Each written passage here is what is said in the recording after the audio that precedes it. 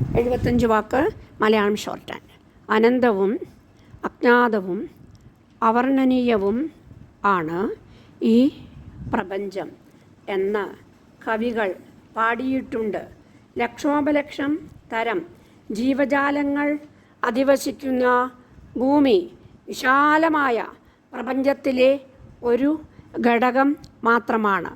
Asia, Africa, Europe, വടക്കേ America, തെക്കേ America, Australia, Antarctica തുടങ്ങിയ ഭൂഖണ്ഡങ്ങളും മറ്റ് നിരവധി ദ്വീപുകളും നിറഞ്ഞതാണ് ഈ ഭൂമി.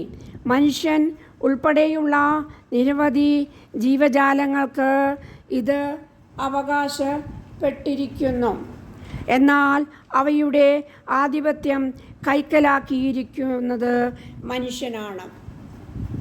മനുഷ്യരിൽ തന്നെ രാഷ്ട്രം, വർണ്ണം, മതം, വർഗം, ജാതി, ഭാഷ എന്നിവയുടെ അടിസ്ഥാനത്തിൽ നിരവധി തരം തിരിവുകൾ ഉണ്ട്.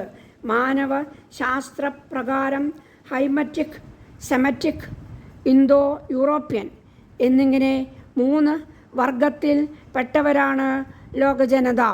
എന്നാൽ മനുഷ്യൻ നിരവധി വർഗങ്ങൾ സ്വയം സൃഷ്ടിച്ചെടുത്തിട്ടുണ്ട്. അവ ഓരോന്നും കാലാകാലങ്ങളായി ആധിപത്യത്തിന് വേണ്ടി കലഹത്തിൽ ഏർപ്പെട്ടിട്ടും ഉണ്ട്. എന്നാൽ ലോകം ഒന്നാണെന്ന ധാരണയോടെ വിവിധ വർഗങ്ങൾ തമ്മിൽ സഹവർത്തിത്വത്തോടെ കഴിയുകയാണ് വേണ്ടത്. ഇത്തരമൊരു വിശാല ചിന്തയുടെ അഭാവം കൊണ്ടാണ് ലോകത്തിൽ ഉച്ചനീതങ്ങൾ ഉണ്ടാകുന്നത്. അതായത് ചില രാജ്യങ്ങൾ വികസിത രാജ്യങ്ങളുടെയും ചില രാജ്യങ്ങൾ അവികസിത രാജ്യങ്ങളായും തുടരുന്നു. പല വിഭാഗം ജനങ്ങൾ ഉന്നത ജീവിത നിലവാരം പുലർത്തുമ്പോൾ ചിലർ ദാരിദ്ര്യത്തിൽ പെട്ട് ഉഴലുന്നു. ഇത്തരം ഒരു അവസ്ഥയാണ് യുദ്ധങ്ങൾക്ക് വഴി തെളിയിക്കുന്നത്. എല്ലായിടവും ഒരുപോലെ ആയാൽ യുദ്ധങ്ങളുടെ സാധ്യത ഇല്ലാതാകുന്നു. വൻ ശക്തികളെന്നും ചേരികളെന്നും ഉള്ള പ്രശ്നങ്ങൾ അപ്പോൾ ഉദിക്കുന്നില്ല. ലോകത്തിൻ്റെ വികാസവും മനുഷ്യൻ്റെ നന്മയും ലക്ഷ്യം ആക്കുമ്പോൾ നാം അറിയാതെ സമാധാനത്തിൻ്റെ അന്തരീക്ഷം കൈവരും. എന്നാൽ മനുഷ്യൻ സ്വയം തീർത്ത അതിരുകൾക്കുള്ളിൽ നിന്ന് കൊണ്ട് യുദ്ധത്തിന് തയ്യാറെടുക്കുകയാണ് നാളിതുവരെ അതിൻ്റെ ഫലമാണ് യുദ്ധങ്ങൾ. 1914 മുതൽ 1918 വരെ നീണ്ടുനിന്ന ഒന്നാം ലോകമഹായുദ്ധവും 1939 മുതൽ 1945 വരെ നീണ്ടുനിന്ന രണ്ടാം ലോക മഹായുദ്ധവും ഇതിൻ്റെ ദുരന്ത സാക്ഷ്യങ്ങളാണ്. അത് ലോകത്തിന് ആകമാനം വരുത്തിവെച്ചു. യുദ്ധം ലോകരാഷ്ട്രങ്ങളെയെല്ലാം ഒരുപോലെയാണ് ബാധിക്കുക. അതിൻ്റെ കൈപ്പേറിയ ഫലങ്ങൾ അനുഭവിക്കേണ്ടി വരുന്നതും ഒരുമിച്ച് തന്നെയാണ്. പ്രപഞ്ചം പരോപകാര പ്രവണമാണ്. അതുകൊണ്ട് വിലക്കുകൾ ഇല്ലാത്ത സഹകരണം ആവശ്യമാണ്. എന്നാൽ സംസ്ഥാനങ്ങൾക്ക് പോലും അതിർവരമ്പ് നിശ്ചയിച്ച് നാം വിലക്കുകൾ ഏർപ്പെടുത്തിയിരിക്കുന്നു. ഇതുമൂലം നഷ്ടം ആകുന്നത് സമഗ്ര വികസനമാണ്.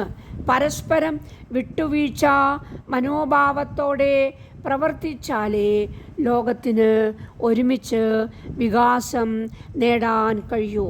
ലോകം ഒന്നാണെന്നുള്ള ചിന്ത ഉരുത്തിരിയേണ്ട കാലം അടുത്തുവെന്ന് ഇതിൽ നിന്നും വ്യക്തമാകുന്നു. ലോകരാഷ്ട്രങ്ങൾ തമ്മിൽ ഒരു കുടുംബത്തിലെ അംഗങ്ങളെ പോലെ സഹകരിക്കണം. അങ്ങനെയായാൽ ലക്ഷ്യം ലോക നന്മയായിരിക്കും. അങ്ങനെ ഒരു ലോക ഗവൺമെൻറ്റും അതിന് കീഴിൽ ഐക്യബോധത്തോടെ അണിനിരക്കുന്ന വിഭിന്ന രാഷ്ട്രങ്ങളും ജന്മം കൊള്ളുന്ന കാലത്ത് മാത്രമേ ലോകസമാധാനം എന്ന ആശയം സാക്ഷാത്കരിക്കപ്പെടുകയുള്ളൂ.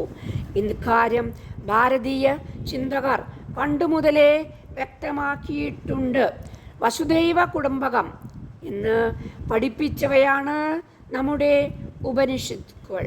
വസുധ അതായത് ഭൂമി ഒരു കുടുംബമാണ് എന്നാണ് അതിന് അർത്ഥം. ഈ കാഴ്ചപ്പാടോട് കൂടി വേണം ലോകജീവിതം നയിക്കുവാൻ എന്ന് പഠിപ്പിച്ച ഭാരതീയ ചിന്ത അതിന് ആവശ്യമായ മറ്റൊരു മാനസിക അവസ്ഥയും ചൂണ്ടിക്കാണിച്ചിട്ടുണ്ട്. അതാണ് സഹിഷ്ണുതാ മനോഭാവം. അത് വിശാലമായ ഒരു ഉൾക്കാഴ്ചയാണ്. ഈ ഉപനിഷത്ത് ദർശനങ്ങൾ ഉൾക്കൊണ്ട് അതിർവരമ്പുകൾ ഇല്ലാതെ മാനവികത പുലർത്തുകയാണ് നാം ഇന്നും എന്നും ചെയ്യേണ്ടത്. 75 വാക്ക് മലയാളം ഷോർട്ട് ഹാൻഡാണ് വായിച്ചത്. മേലെഴുതിയ ബുക്ക്, മുകളിൽ കാണുന്ന യെല്ലോ ബുക്ക് ഞാൻ എഴുതിയതാണ്. സ്പീഡും അതിൻ്റെ കൂട്ടത്തിൽ തന്നെ ലിപിയുമുണ്ട്. ഇപ്പോൾ സെക്കൻഡ് ബുക്കും എഴുതിയിട്ടുണ്ട്. മലയാളം ചോദ്യങ്ങളും ഉത്തരങ്ങളും.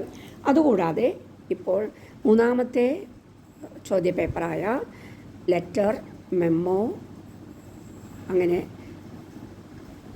എലാബറേഷൻ, കണ്ടൻസേഷൻ ആ ബുക്ക് റെഡിയായിക്കൊണ്ടിരിക്കുന്നു.